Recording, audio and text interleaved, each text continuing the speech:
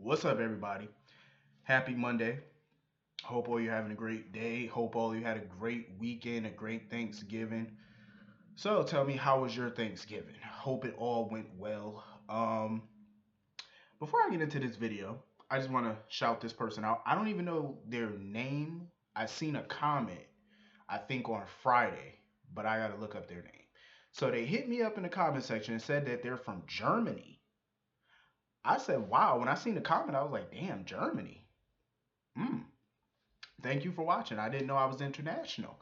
Um, but that's amazing though. Germany, that's hot. I always did kind of want to go to Germany and see how that place look in real life because I only seen Germany from like movies and stuff. But I always want to see how it was in real life. Shout out to you. Shout out to all my international people, whether you're in Italy, Germany, wherever you are in the world. Shout out to you, and thank you for watching. Um, it's been a long weekend, long, long, long weekend. But I couldn't wait for Monday. Couldn't wait for today to come back. We are back. We are no longer on vacation. It's back to business. Back to our regularly scheduled programming. Um. So let's get into it. Let me talk some shit real quick.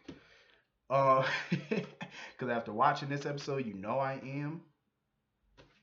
What can I say? Um.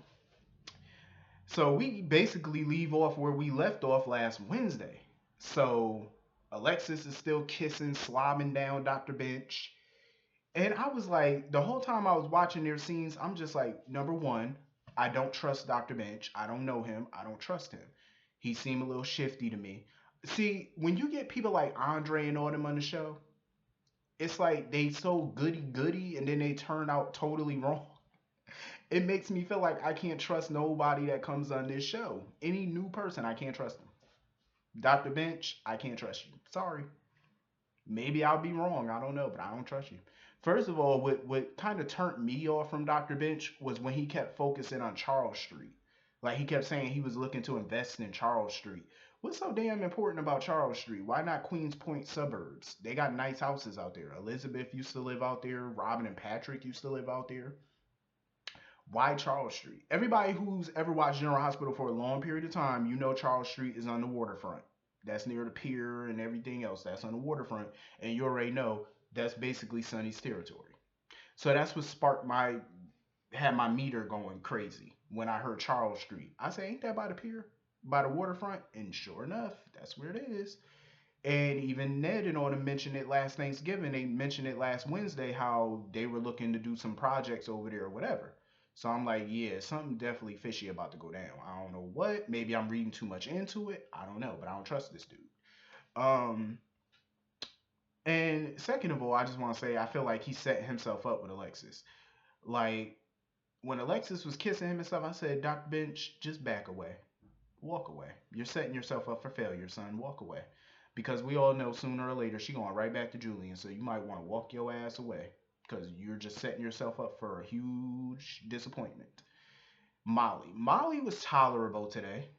I can understand Molly wanting Alexis to just let Christina do Christina. If she wanted to be with Parker, let her be with Parker. But the whole time she was sitting there talking, I just felt like it was a little hypocritical of her because y'all jumped down your mother's throat for being with Julian, yet you just admitted Parker's not a good person or you didn't really like Parker, but she made Christina happy. I'm like, okay, but you don't like Julian, but he made your mother happy. But yet you still throw venom at him. Um, but she basically admitted that, she was like, Julian did make her mother happy. She's just upset that he couldn't be a better person for her. And I respected her answer on that. And I liked what Molly had to say. And I felt like it was mature, it was respectful. She was being honest. You know what I'm saying? And I respect that. And I like that. It was a different conversation than what they usually have. Because usually she's just throwing out pure venom at Julian. But this time she further explained herself. So I like that. And Alexis even loved it. You know what I'm saying? Because I believe everything she said was so true. Like Julian did make Alexis happy. The problem was he just kept getting wrapped up in this mob shit. You know what I'm saying? With Olivia, Duke. It was just like he just, Carlos, he just couldn't give Alexis what she really wanted, which was a normal life, like away from this violence. Even though Alexis admitted that she grew up in this shit, but still, you don't want to keep being around violence 24 hours a day. So I can understand that. But I did love their conversation though. I did. I loved Alexis and Molly's conversation. But I feel like at this point, even if Alexis does get back with Julian, everybody should just give their opinion and shut the hell up after that because she's a grown woman. Let her be with whoever she wants. I can understand why Molly want her to be with Dr. Bench. He's a doctor. Duh. That equals safe and it equals legit money. So I can see why she would want her to be with him. But I just don't trust old boy. I don't trust him. You can't tell me he ain't shady. He looks a little shifty to me. Um. So anyway, Kim Nero, she looked at Jason and she thought he was Drew, and that's when the meter started going off for Jocelyn and Oscar because even Jocelyn and Oscar was putting two and two together. They was like, bingo, Drew is my daddy. That's the way he was looking. He figured it out. He just ain't say nothing, but I could tell in his facial expressions he put two and two together, and Jocelyn did too, cause she's a little mini Carly, so of course she figured it out quickly. Um, so Sonny and Carly wanted to know more about Drew, like his background. So she was saying how Drew was in the Navy, and as soon as she said the Navy, I said, "Yep, that explains a lot. That explains." Sonny said it too. He said that explains everything to me. I said, "Right." It does explain it because how does he have those skill sets like those? He know how to use guns. He's a good marksman. He know how to fight. He was in the Navy, so he was trained properly. So he has special training, basically special forces and shit. So that explains everything right there. Um, so Kim was just kind of, saying that her and Drew knew each other through, other friends. They ran in the same social, basically. But the look on Carly's face was like, nah, bitch, you got more to tell. You could tell by her face that she wanted to say more. She know more than what she's saying. She just basically giving them the generic version. I'm like, nah, bitch, you got more to say. And we already know what the more is. You slept with him, you got pregnant, and he disappeared. But he probably didn't know that she got pregnant, more than likely. Um, so she looked like she was about to faint when Carly told her that Drew was in Port Charles. She definitely looked like she was about to pass the fuck out. So her and Oscar left. She dropped her keys. She was looking all nervous and shit. I was like, well, goddamn. Um, so the drama's about to come. So on the other side of town, Drew, him and Sam was talking about Aurora and stuff like how this is gonna affect the company. I feel bad for him. Like he's just been so mopey and dopey lately. And I can't blame him though. You got a dude coming to town saying he the real Jason, and basically your whole life as you known it these last 3 years is pretty much different for you now. Your kids may not be your kids. I mean, your wife is still your wife, but your kids may not be your kids. The only kid that you can legally, biologically claim is Scout. That's it. But at least he's getting Oscar out the deal. I mean, whoever Drew is, at least you're getting Oscar. You're going to have a kid no matter what. So, hip hip hooray. But I do feel bad for Drew.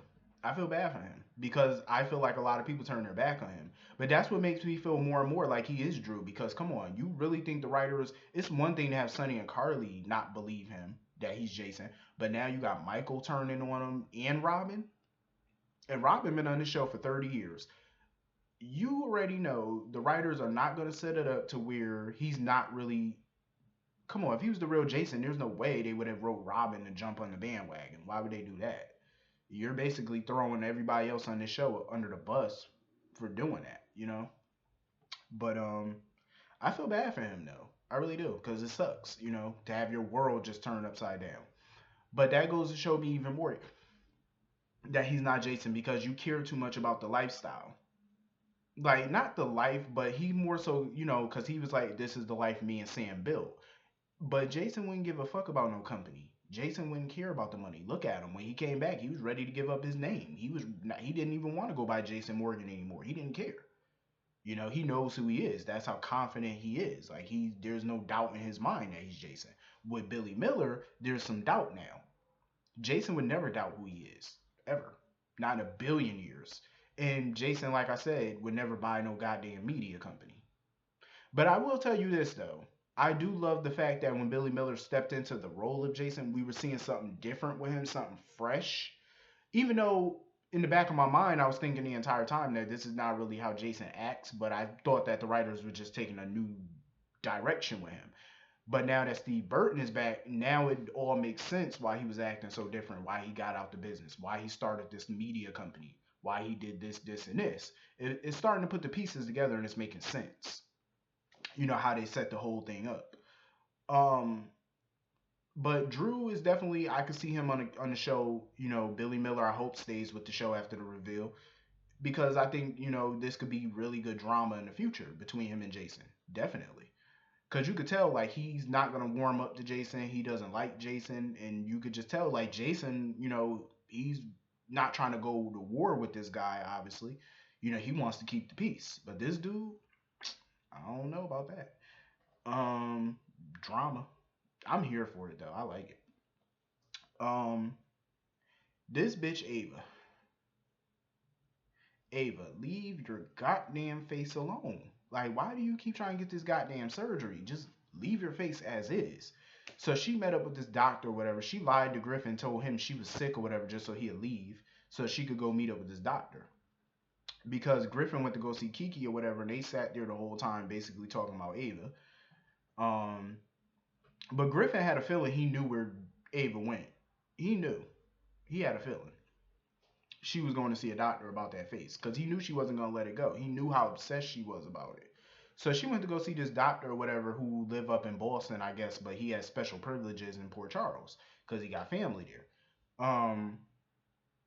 So he told her that he could do the surgery because apparently over the years he's been investigated for doing shady surgeries or whatever, but he's never been convicted or lost his medical license. But he has been investigated. They just never had evidence. So he told Ava that the shit was gonna not be cheap. It's gonna cost a lot of money. And he told her, she told him basically the price doesn't matter. He told her, well, bitch, after you hear my price, you gonna think differently. So when he said 75, at first I'm thinking, did this motherfucker just say 75 million? Does that what he mean 75? Because he said it was gonna be expensive. But then when he says 75,000, I said, that's it? See, to us regular motherfuckers, 75,000 is a lot of money. You know what I'm saying? 75 G's is a lot of money to us regular folk.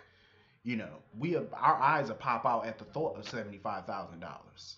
But to Ava, she just laughed that shit off. 75 grand. I thought he was gonna say 75 million. I was about to say, well, goddamn. But he said 75,000. I'm like, bitch, Ava Jerome penthouse costs more than that. Her penthouse is a luxury penthouse. That penthouse probably costs like a million easy. So 75,000 ain't shit to her. She could buy a brand new motherfucking BMW with that. I'm just saying. What's 75 grand to her? You know? So he told her he could do the surgery tonight. I said, oh, hell no. I see, Ava, you trying to go the back through the back door with this surgery, this little makeshift surgery and all that. I said, Ava, don't do this shit, cause it sounds too good to be true. He's willing to do it for $75,000, and he's willing to do it that fast. Too good to be true. And it's an illegal surgery at that.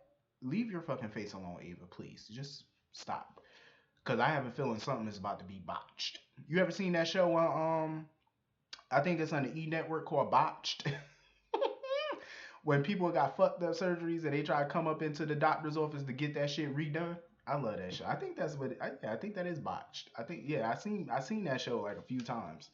That should be funny. People coming in here, women. I seen some women come up in here with their breasts. One breast was lower than the other one, and it looked all wrinkly, while the other one looked perfect and shit. And they try to get that shit redone. That should be hilarious. And mind you, when they do the resurgery, the breasts look better. It looks just like the other one, but this problem is it's still lower than the other. Oh, I love that fucking show. That show be hilarious. That's why I tell people stop with all this goddamn plastic surgery and all that. Stop. Just why? Just leave it alone. Because all you're gonna do is make it worse. Yo, did you not see Lil Kim? When Lil Kim first got her surgery, she looked crazy. Look at her now. That bitch look like Miss Piggy. She like a Chinese woman. I swear to God, Lil Kim looks so unrecognizable now. She look like a straight up Chinese lady. Honk, honk, honk, honk, honk. Like she look Chinese. That's why I tell people leave these surgeries alone. Shit. Stop fucking with it. That's God's will. If you Ava, if you supposed to walk around with a scar in your face, that's God's will. Just let it go.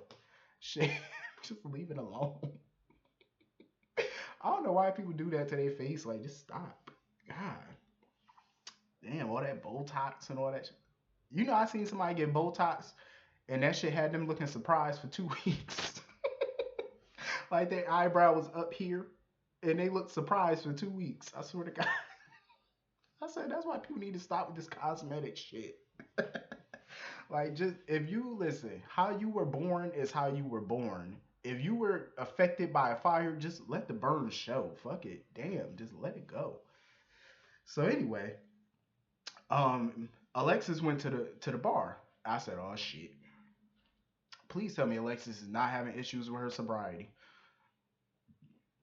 But I'm actually liking that though. The fact that Ava went to the bar and Alexis went to the bar and she was looking at all the alcohol and stuff because that's realistic. You know what I'm saying? She hasn't taken a drink in months. You know, she's been sober for months now.